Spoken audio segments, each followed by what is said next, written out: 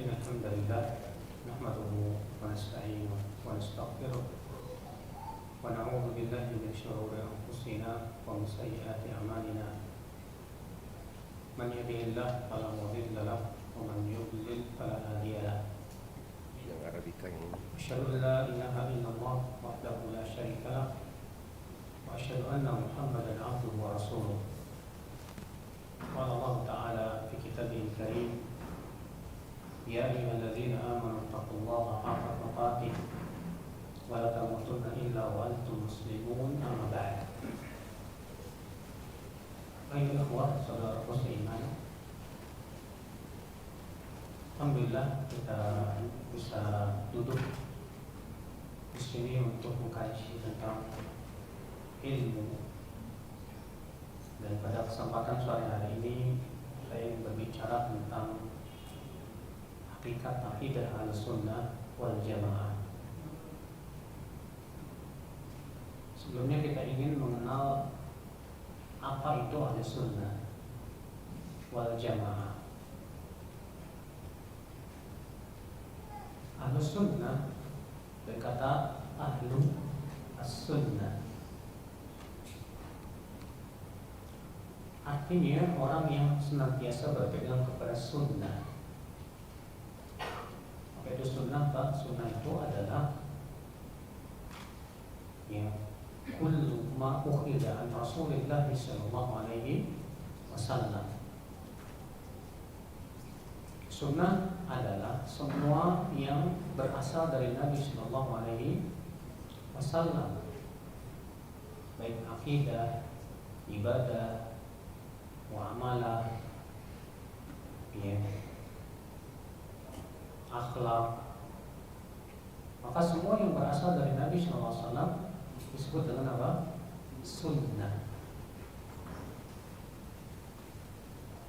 Berarti Ahlussunnah siapa itu, Bapak dan Ibu? Yaitu orang yang senantiasa berpegang kepada ajaran Rasulullah sallallahu alaihi wasallam. Ini namanya Ahlussunnah wal Jamaah. Apa itu al-Jamaah, Bapak sekalian? Jamaah secara bahasa artinya kumpulan. Jamaah secara bahasa artinya apa? Perkumpulan. Maka kalau antum bikin sebuah perkumpulan, misalnya perkumpulan motor, perkumpulan goes, maka secara bahasa itu disebut dengan apa? Jamaah. Kata jamaah, ijma'u artinya mengumpulkan. Adapun secara istilah, ada beberapa makna yang disebut oleh para ulama. Yang pertama itu penafsiran langsung dari Rasulullah SAW.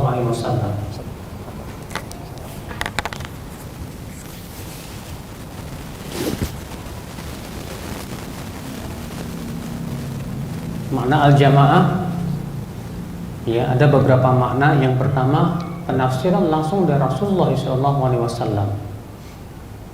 Apa itu? Yaitu yang disebutkan dalam hadis dikutip oleh Imam Al-Hakim dalam Mustadraknya dengan sanad yang hasan. Ketika Rasulullah mengabarkan bahwa umat Islam akan berpecah belah menjadi berapa golongan? 73 golongan.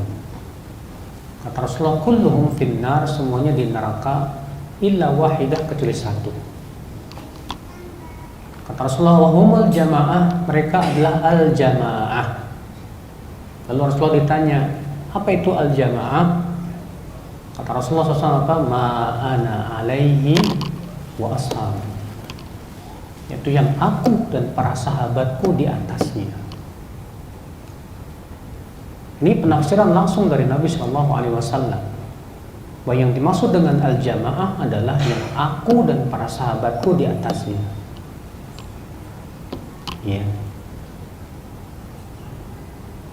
Makna yang kedua juga ini termasuk penafsiran dari Rasulullah SAW,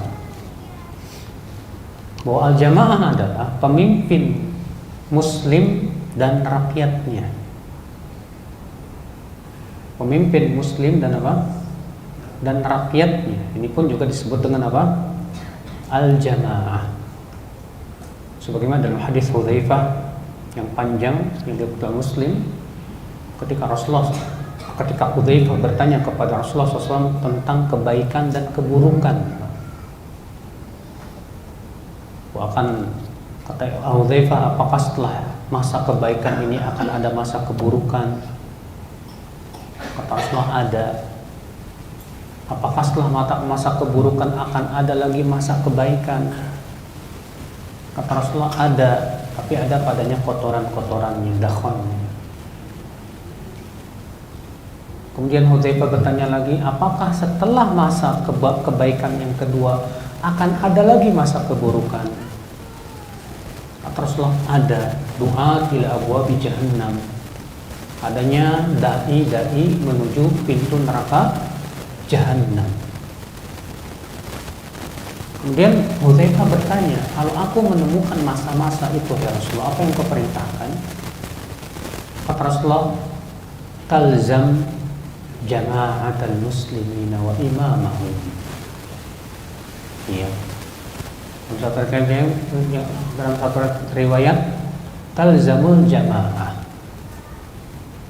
Kamu pegang al-jamaah, itu jamaah. Ya, maksud yang dimaksud yaitu pemimpin kaum muslimin dan ya pemimpin muslim dan imamnya.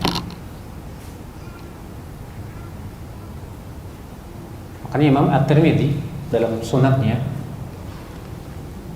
ketika menafsirkan hadis Nabi SAW, as-sawmu yawma tasumun wal fitru yawma tuftirun wal adha yawma tudahhun. Puasa itu pada hari kalian semua berpuasa. Beridul fitri itu pada hari kalian semua beridul fitri. Dan beridul adha pada hari kalian semua beridul adha. Kata beliau apa? Fassara ba'du ahli ilmi hadzal hadis. Sebagian ahli ilmu menafsirkan hadis ini apa? Yakni an-shaum wal fitr ma'al jamaah. Maksudnya yaitu berpuasa dan beridul adha atau beridul fitri itu harus bersama al-jamaah. Yang dimaksud dengan al-jamaah di sini yaitu pemimpin ya muslim dan rakyatnya. Ya. Saudaraku seiman, azani Allah wa iyyakum. Namun tentunya mafhum pemimpin kaum muslimin di sini harus diberikan pemahaman yang sahih. Karena ya akhwal Islam, pemimpin kaum muslimin di sini telah dijelaskan oleh para ulama. Ya, tentang hakikat pemimpin. Ini insyaallah kita akan bahas pada kesempatan atau pada pembahasan yang lain. Tapi saya harus bahas dulu ini masalah apa itu Ahlussunnah wal Jamaah. Kemudian makna yang ketiga daripada makna al-jamaah yaitu pendapat Imam Abdullah bin Mas'ud radhiyallahu anhu, seorang sahabat Nabi sallallahu alaihi wasallam, di mana Abdullah bin Mas'ud menafsirkan al-jamaah yaitu al-jama'atu ma wafaqal haqqa wa in kunta wahdak. Al-jamaah adalah yang sesuai dengan kebenaran walaupun kamu sendirian. Al-jamaah adalah yang sesuai dengan kebenaran walaupun kamu apa? Sendirian. Ini penafsiran siapa? Sahabat yang bernama Abdullah bin Mas'ud radhiyallahu anhu warḍah. Makna yang ketiga, yang keempat, ini pendapat banyak ulama di antara Imam Bukhari. Pemakna al-jamaah adalah yaitu jama'atul a'immatil mujtahidin, yaitu para ulama ahli ijtihad. Para ulama apa? Ahli ijtihad. Kapan sih seseorang disebut ahli ijtihad, Pak? Yaitu orang yang sudah menguasai apa? Alat-alat untuk ijtihad.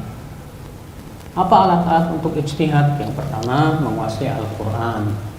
Yang kedua menguasai hadis, ya, dan bisa membedakan mana yang sahih dan mana yang dhaif. Yang ketiga menguasai bahasa Arab. Yang keempat menguasai ilmu-ilmu alatnya seperti usul fikihnya, kaidah fikihnya, ya. Yang kelima menguasai pendapat-pendapat ulama, mana yang masih diperselisihkan, mana yang sudah menjadi ijma'. Ini disebut dengan alat-alat ijtihad. Orang yang menguasai alat-alat ijtihad ini disebutlah dia sebagai ahli ijtihad. Dan ulama ahli ijtihad itu disebut dengan mujtahid. Ya. Saudaraku seiman, azani Allah wa iyyakum. Nah, ini 4 makna yang paling sahih. Ada lagi makna yang lain. Disebutkan Imam Al-Barbahari bahwa al-jamaah yaitu as-sawadul a'dham, jumlah terbesar. Namun hadis tentang masalah ini dhaif, tidak ada yang sahih.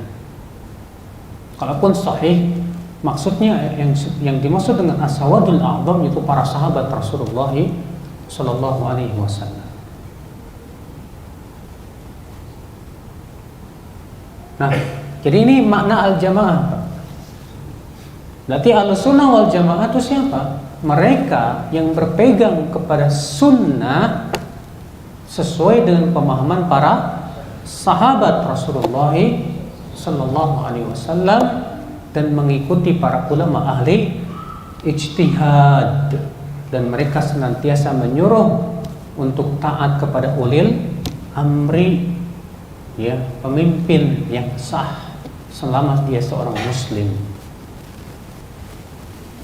Nah, ini ya definisi daripada ahlus sunnah wal jamaah.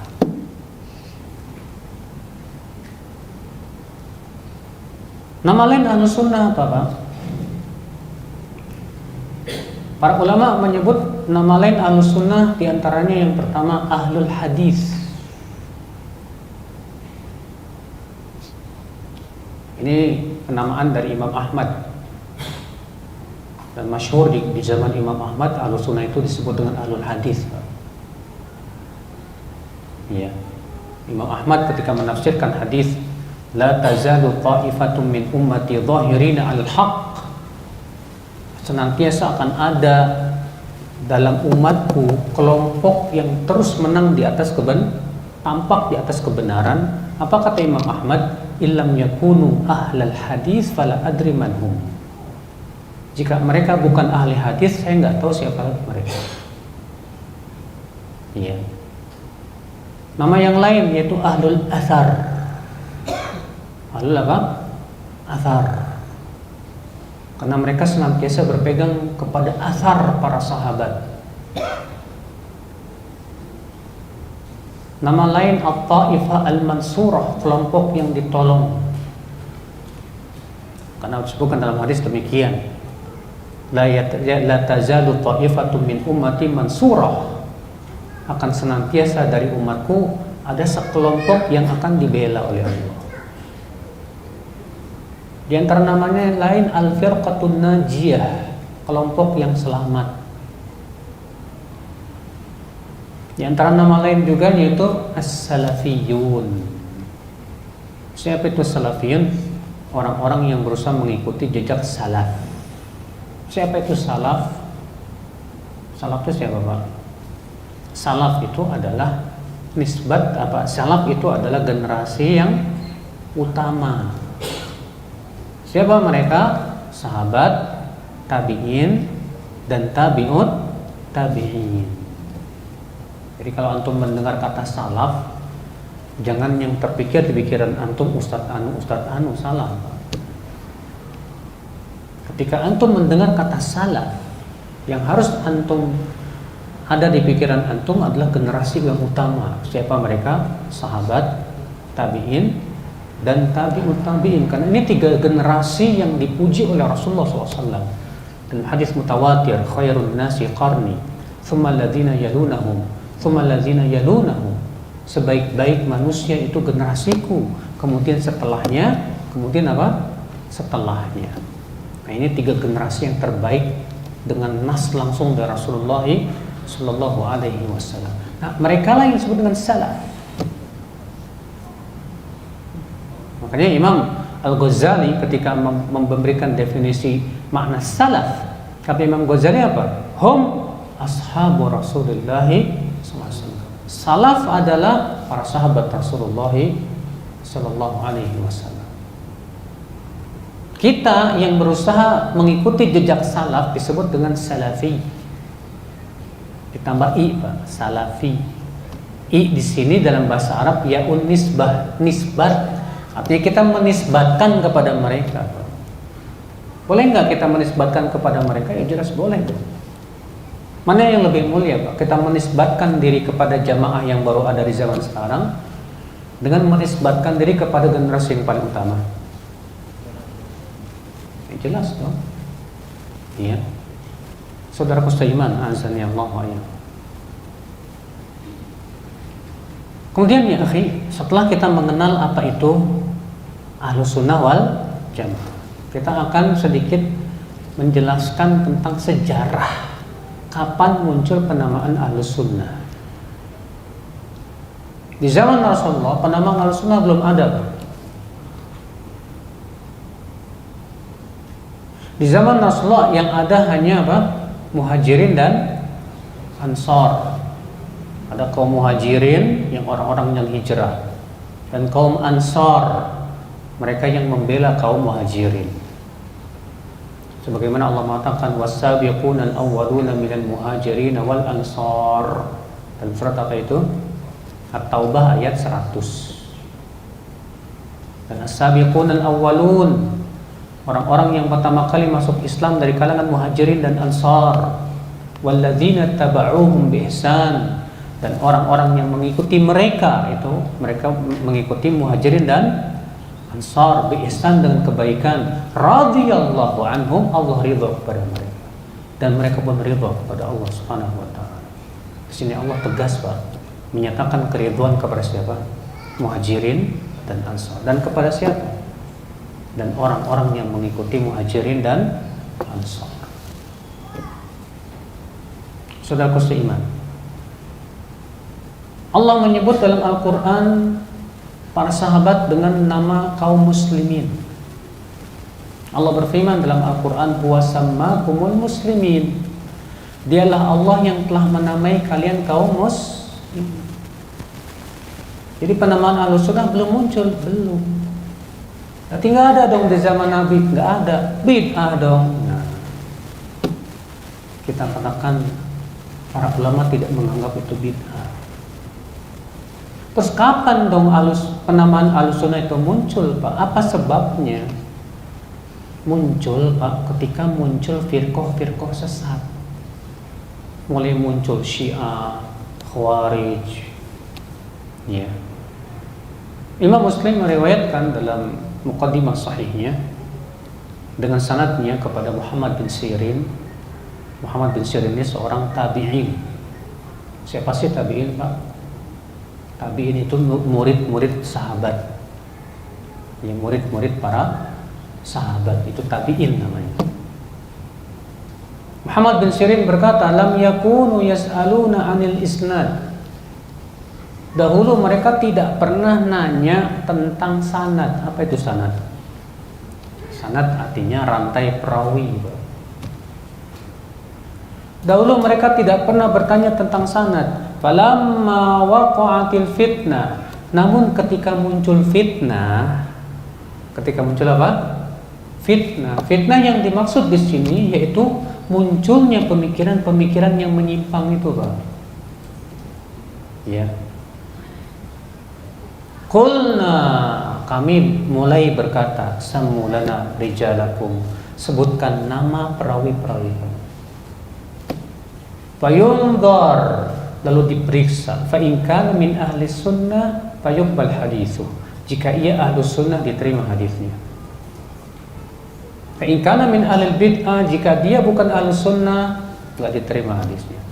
Mulai, Pak, di zaman itu ada penamaan ahli sunnah. Ini ketika para sahabat masih hidup. dan tidak ada pengingkaran dari mereka.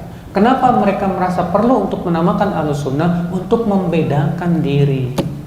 Kenapa kita tidak mencukupkan sebagai Muslim? Muslim kan banyak, Pak. Muslim tapi akidahnya Syiah, Muslim akidahnya Khawarij, Muslim akidahnya Mu'tazilah. Untuk membedakan dengan mereka, maka para ulama merasa perlu untuk membedakan diri dengan menamakan Ahlussunnah wal Jamaah. Iya. Nah, Ahlussunnah, cuma masalahnya Pak, di zaman sekarang penamaan Ahlussunnah wal Jamaah ini jadi rebutan, Pak. Kenapa? Karena semua ngaku apa? Ahlussunnah wal Jamaah. Itu yang jadi masalah. Iya. Kalau cuma ngaku-ngaku semua orang bisa sebetulnya, Pak.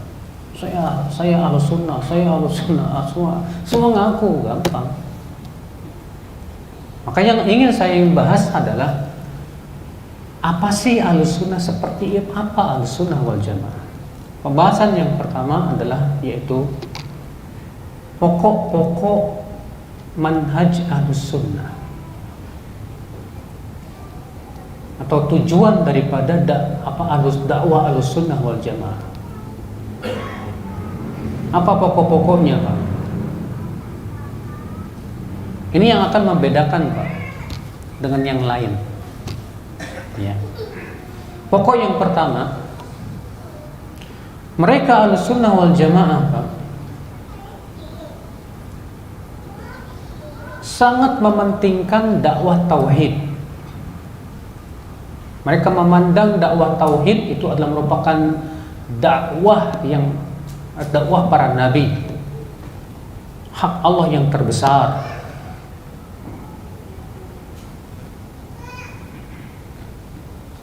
Mereka tidak pernah meremehkan kesyirikan, bahkan menganggap syirik itu dosa yang terbesar. Makanya para nabi semuanya dakwah yang mereka utamakan apa? Tauhid. Allah berfirman, "Wa laqad ba'atsna fi kulli ummatin rasula an i'budullaha wajtanibut taghut." Sungguh kami telah mengutus pada setiap umat itu seorang rasul, yaitu hendaklah kalian beribadah kepada Allah dan jauhi siapa? Taghut. Allah juga berfirman, "Wa ma arsalna min rasulin illa nuhi ilaihi annahu la ilaha illa ana fa'budun." Tidaklah kami utus seorang rasul pun kecuali kami wahyukan kepadanya bahwa tidak ada ilah yang berhak disembah kecuali Allah saja, maka sembahlah Allah. Rasulullah SAW dari para rasul semuanya, dari semenjak Nabi Nuh sampai Nabi Muhammad SAW, inti pokok dakwah mereka adalah tauhid. Inti pokok dakwah mereka apa? Tauhid. Makanya apa? Ahlussunnah wal Jamaah tujuan dakwahnya untuk menegakkan tauhid, bukan apa? Bukan khilafah. Khilafah itu bukan tujuan Ahlussunnah wal Jamaah, bukan. Tapi tujuan Ahlussunnah wal Jamaah adalah agar manusia mentauhidkan Allah, menjauhkan apa? Kesyirikan. Karena dengan tauhid inilah mereka selamat dari api neraka. Mereka sudah mendapatkan jaminan masuk ke dalam apa? Surga. Berbeda dengan kelompok yang lain ya, yang menganggap bahwasanya dosa terbesar umat Islam itu nggak ada khilafah. Dan ini keyakinan Hizbut Tahrir, HTI. Mereka menganggap bahwa dosa terbesar umat Islam itu nggak ada khilafah. Makanya selalu dakwah mereka isinya apa? Khilafah, tegakkan khilafah, tegakkan khilafah. Kalau dakwah Ahlussunnah enggak. Dakwah Ahlussunnah memfokuskan tauhid agar manusia mentauhidkan Allah, menjauhkan kesyirikan dengan berbagai macam warna-warni. Tahqiq syahadat la ilaha illallah. Karena itu merupakan apa? Perealisasian dari syahadat la ilaha illallah. Iya. Pokok yang kedua, Pak. Pokok dakwah Ahlussunnah atau akidah Ahlussunnah wal Jamaah apa itu? Yaitu tajridul ittiba'. Betul-betul memurnikan ittiba kita kepada Rasulullah sallallahu alaihi wasallam. Di mana Ahlussunnah tidak pernah mendahulukan pendapat siapapun di atas pendapat Rasulullah. Ahlussunnah wal Jamaah meyakini bahwa yang maksum itu hanya Rasulullah sallallahu alaihi wasallam. Yang lain enggak maksum. Maksum itu apa sih, Pak? Maksum itu artinya terjaga dari kesalahan. Iya. Allah berfirman, ya ayyuhalladzina amanu la tuqaddimu baina yadayillahi wa rasulih. Dalam surat Al-Hujurat ayat 1 itu. Hai orang-orang yang beriman, jangan kalian mendahului Allah dan Rasulnya. Iya. Kata Ibnu Abbas ketika menafsirkan ayat ini, ay la tukhalifu qalallahi wa rasuli. Artinya jangan selisih Allah dan Rasulnya. Maka Ahlussunnah wal Jamaah Pak, meyakini pendapat siapapun, ulama manapun, kalau bertabrakan dengan sabda Nabi, maka yang harus didahulukan sabda Rasulullah sallallahu alaihi wasallam. Ini manhaj yang sangat pokok dalam Ahlussunnah wal Jamaah. Beda dengan Sufi. Kalau Sufi menganggap ucapan wali itu lebih tinggi dari ucapan Nabi dan Rasul, karena memang dasar mereka sudah salah. Mereka punya keyakinan wali itu mahfuz, terjaga dari kesalahan. Sehingga akhirnya mereka menganggap, bahkan sebagian orang Sufi meyakini wali lebih tinggi dari Nabi dan Rasul. Sehingga akhirnya apa yang terjadi? Ucapan orang-orang yang mereka anggap wali itu Pak, melebihi ucapan Rasulullah sallallahu alaihi wasallam. Mereka mengkultuskan jadinya. Kalau Ahlussunnah tidak. Makanya Imam Syafi'i rahimahullah berkata, ajma'al muslimun ala annahu man istabanat lahu sunnatu Rasulillah sallallahu alaihi wasallam lam yakun an yada'a liqali ahadin. Kaum muslimin semua sepakat, siapa saja yang sudah jelas kepadanya sunnah Rasul, hadis Rasul, tidak boleh ia tinggalkan hadis itu hanya karena ngikutin pendapat seseorang. Ini Ahlussunnah. Maka kalau ada orang ngaku dirinya Ahlussunnah tapi lebih mengagungkan pendapat ustadznya daripada pendapat Rasul, saya katakan dia bukan Ahlussunnah. Karena itu sangat bertabrakan dengan pokok daripada manhaj Ahlussunnah wal Jamaah. Kalau ada orang punya keyakinan hadis yang bertabrakan dengan madhab saya harus ditolak, ini bukan Ahlussunnah. Karena Ahlussunnah meyakini bahwa hadis Rasul itu yang harus lebih diagungkan. Bahkan seluruh ulama madhab sepakat atas ini. Sudah saya sebutkan tadi Imam Syafi'i rahimahullah.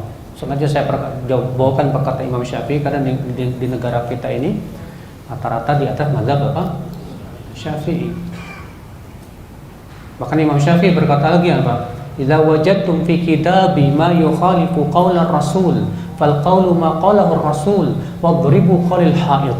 Kalau kalian mendapatkan dalam kitabku pendapatku yang bertabrakan dengan sabda Rasulullah, yang kalian harus pegang sabda Rasulullah SAW dan buang jauh-jauh pendapatku. Subhanallah, Imam Syafi'i rahimahullah menasihati begitu Pak. Karena beliau Ahlussunnah wal Jamaah. Maka orang yang lebih mendahulukan pendapat Imam Syafi'i daripada Rasulullah, dia sudah menyelisih pendapat Imam Syafi'i itu sendiri.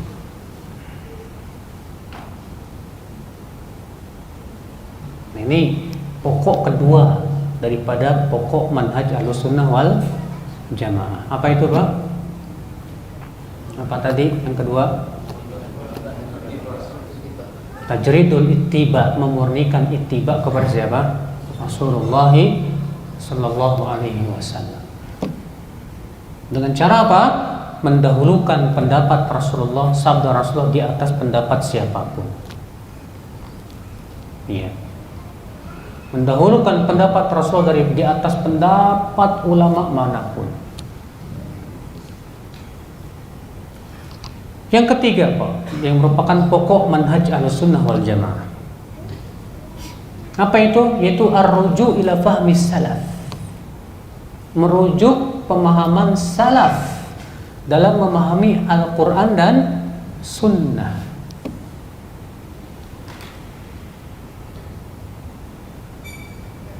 Dan ini yang membedakan, Pak, antara Ahlussunnah Salafiyin dengan yang lainnya.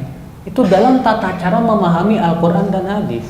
Karena saya yakin semua firqah, semua kelompok kalau ditanya dasar kamu apa, pasti mengatakan Al-Quran dan hadis. Karena siapa yang mengatakan maaf dasar saya bukan Quran hadis, saya yakin itu bukan orang Islam.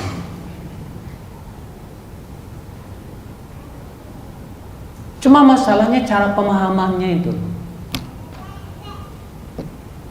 Imam Sa'id bin Mansur meriwayatkan dalam sunannya dari Ibrahim An-Nakhai. Kata Ibrahim An-Nakhai, arsala Umar ibn Khattab ya ila Ibn Abbas yas'alu. Umar bin Khattab mengirim seseorang kepada Ibnu Abbas untuk bertanya. Umar bin Khattab mengirim orang untuk bertanya kepada siapa? Ibnu Abbas. Faqal, berkata Umar bin Khattab, kaifa takhtalifu hadhil ummah wa kitabuha wahid wa nabiyuha wahid wa qiblatuha wahidah. Wahai Ibnu Abbas, bagaimana umat Islam bisa pecah, berselisih, sementara Qur'annya sama, nabinya sama, kiblatnya sama. Lihat, Umar bin Khattab bingung, kok bisa umat Islam akan berselisih sementara Qur'annya sama, nabinya sama, kiblatnya sama, kok bisa?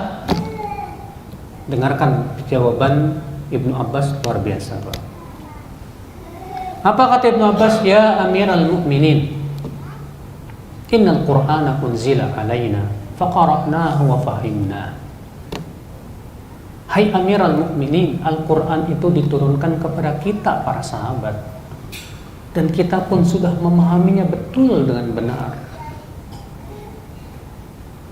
Fasayakunu likulli qaumin fihi ra'yun. Dan nanti kata Ibnu Abbas, setiap orang akan memahami Quran pakai otaknya sendiri-sendiri. Fa idza kana likulli qaumin ra'yun ikhtalafu. Kalau setiap mereka menafsirkan Quran dengan pendapat sendiri-sendiri, saat itu pasti berselisih. Wa idza ikhtalafu tatalu.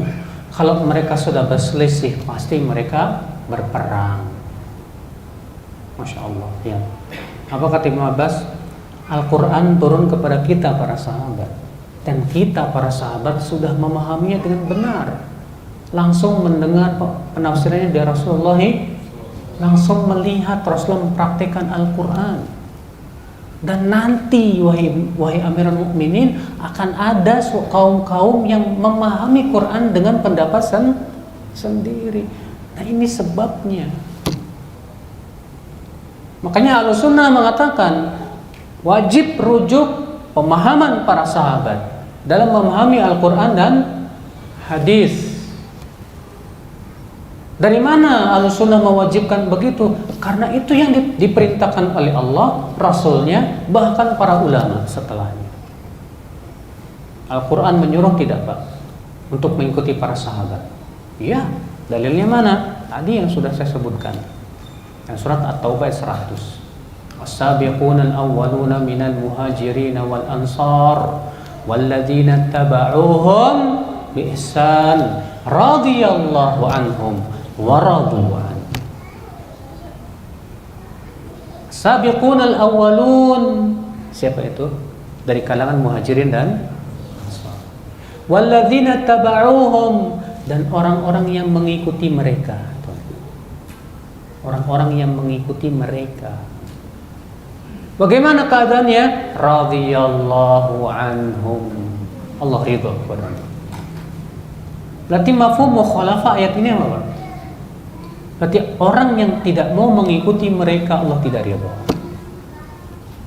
Allah ridha kepada Muhajirin dan Ansar, dan Allah ridha kepada orang yang mengikuti Muhajirin dan Ansar dengan kebaikan. Berarti orang yang tidak mau mengikuti Muhajirin dan Ansar tidak diridhoi oleh Allah SWT. Maka dari itu Pak, setiap akidah, ibadah, demikian pula masalah agama yang tidak pernah dipahami oleh para sahabat, tinggalkan. Iya. Ibnu Abbas ketika berdebat dengan orang-orang Khawarij. Siapa tuh orang Khawarij, Pak? Jadi orang Khawarij ini munculnya, Pak, ketika terjadi perang antara Ali dan Muawiyah dalam perang Siffin. Ya, gara-gara salah paham. Kemudian Ali dan Muawiyah pun bersepakat untuk berdamai. Itulah kita damai aja, ngapain sih perang? Akhirnya Ali mengirim Abu Musa al-Ash'ari, Muawiyah mengirim Amr bin al-As untuk berunding dan berdamai. Rupanya orang-orang Khawarij memang dasar pemahamannya dangkal. Mengatakan apa? Loh, kok Ali menyerahkan hukum kepada manusia? Muawiyah menyerahkan hukum kepada manusia. Hukum kan milik Allah. Berarti Ali tidak berhukum hukum Allah. Muawiyah enggak berhukum hukum Allah. Akhirnya mereka pun keluar, Pak, sebanyak 6.000 orang. Lalu mereka pun berada di sebuah tempat namanya Harura. Makanya mereka waktu itu disebut dengan kelompok Haruriyah.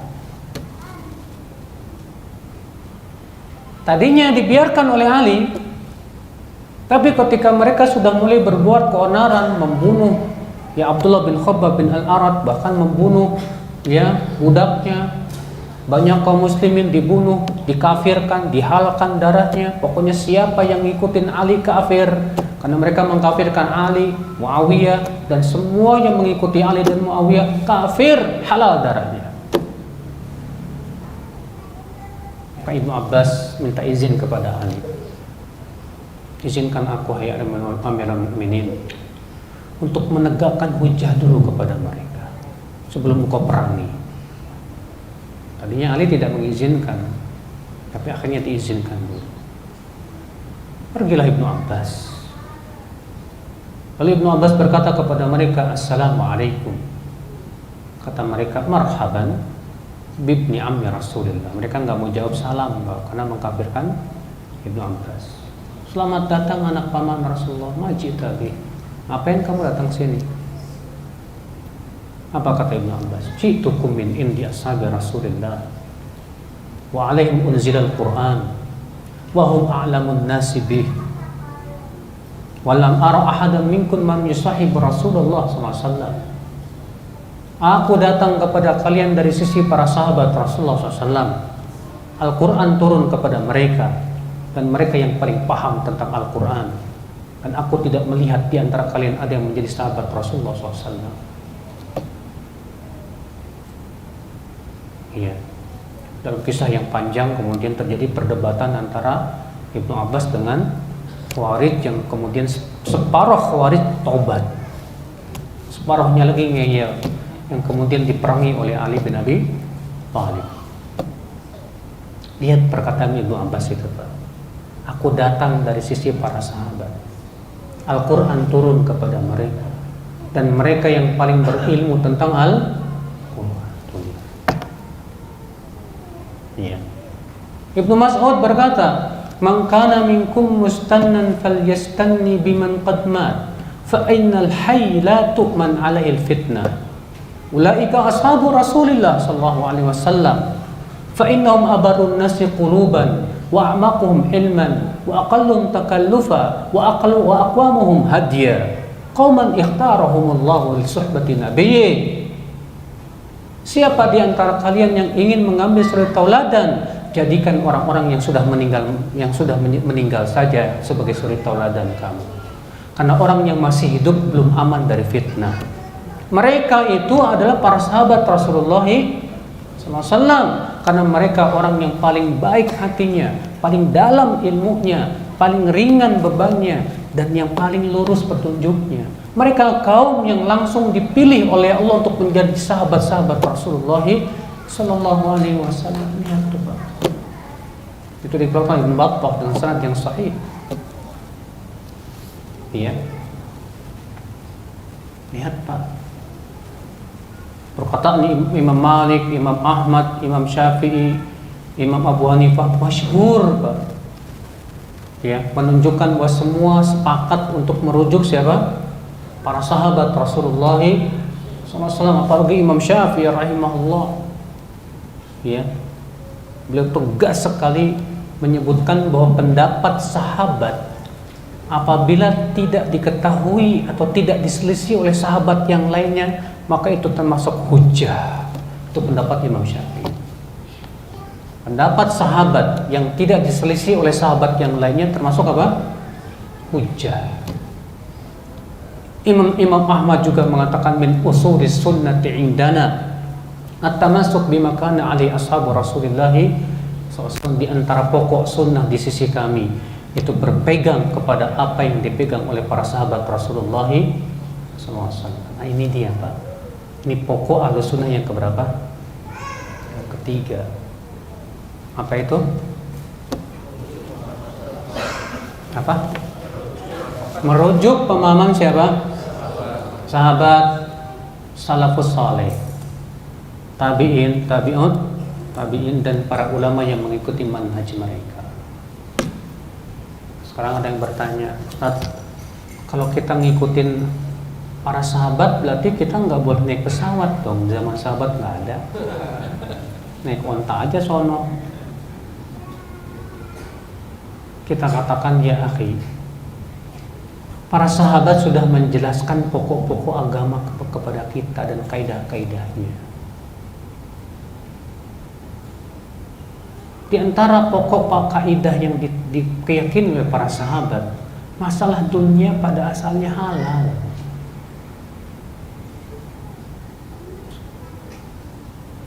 Masalah dunia pada asalnya apa? Halal, sampai ada dalil yang mengharamkan. Beda dengan masalah ibadah. Kalau masalah ibadah pada asalnya apa? Gak boleh, haram, sampai ada dalil yang memerintahkan. Makanya di zaman Umar bin Khattab, ya, beliau dalam masalah-masalah dunia banyak hal-hal yang baru ada di zaman beliau. Contoh diantaranya apa? Beliau yang pertama kali bikin pos kilat, Pak. Dengan cara apa? Setiap 3 mil ada posko. Setiap posko diisi kuda-kuda yang cepat. Dari posko ini lari dengan kencang, sampai ke posko itu. Diganti lagi dengan kuda yang baru, yang tadinya jarak kirim surat sebulan jadi 3 hari sampai. Apakah di sana Umar dan para sahabat menganggap itu bid'ah? Enggak. Jadi kalau kita mengikuti pemahaman para sahabat, justru ya, yang paham tentang pokok-pokok bagaimana cara beragamanya para sahabat, Pak, dia akan paham bahwa agama ini luas dan luas. Iya. Ikhwatul Islam azan ya Allah wa ya. Nah ini pokok yang ketiga nih daripada manhaj Ahlus Sunnah wal Jamaah. Apa itu, Pak? Yaitu ar-ruju' ila fahmis salaf. Merujuk pemahaman siapa? Salaf. Siapa salaf? Generasi yang utama dari kalangan sahabat, tabi'in, tabi'ut, tabi'in. Demikian pula para ulama yang mengikuti manhaj mereka. Iya. Pokok yang keberapa? Yang keempat, yang merupakan pokok akidah manhaj Ahlussunnah wal Jamaah. Apa itu? Yaitu tajdiduddin wa himayatuhu an kulli muhdatsat. Yaitu memurnikan agama dan melindungi agama dan membersihkan agama ini dari perkara-perkara yang baru yang disebut dengan bid'ah dalam agama ini, Pak. Iya. Makanya Ahlussunnah wal Jamaah mereka yang paling kencang Pak membantah bid'ah. Kenapa? Karena bid'ah itu hakikatnya Pak merusak kemurnian Islam. Rasul yang nyuruh masalahnya. Dalam hadis yang dikeluarkan oleh Abu Daud, Tirmidzi, Nasa'i dari hadis Al-Irbad bin Sariyah, bahwa Rasulullah SAW bersabda apa? Ya, innahu man ya'ish minkum fasayara ikhtilafan katsira. Sesungguhnya di antara kalian yang hidup nanti akan melihat perpecahan yang banyak. Tuh lihat. Rasulullah mengabarkan umat Islam akan berpecah. Terus Nabi memberikan solusi enggak? Masih Pak. Apa kata Rasulullah? Fa'alaikum bisunnati wa sunnatil khulafa'ir rasyidin al-mahdiyyin. Addu 'alaiha bin nawajid wa iyyakum wa muhdatsatil umur fa inna kulla muhdatsatin bid'ah wa kulla bid'atin dhalalah. Ketika kalian melihat perpecahan itu, hendaklah kalian pegang sunnahku dan sunnah khulafa'ur rasyidin yang tertunjuki setelahku. Gigit ia dengan gigi geraham. Jauhi oleh kalian perkara-perkara yang diada-adakan, karena setiap yang diada-adakan itu bid'ah dan setiap bid'ah itu sesat. Lihat, Nabi mengatakan ketika terjadi perselisihan yang harus kita lakukan dua. Pertama, berpegang kepada sunnah Nabi dan sunnah siapa? Para sahabat. Yang kedua, menjauhi apa? Bid'ah. Makanya di antara pokok akidah Ahlussunnah wal Jamaah Pak, yaitu agama ini harus dimurnikan, dijaga ini kemurniannya.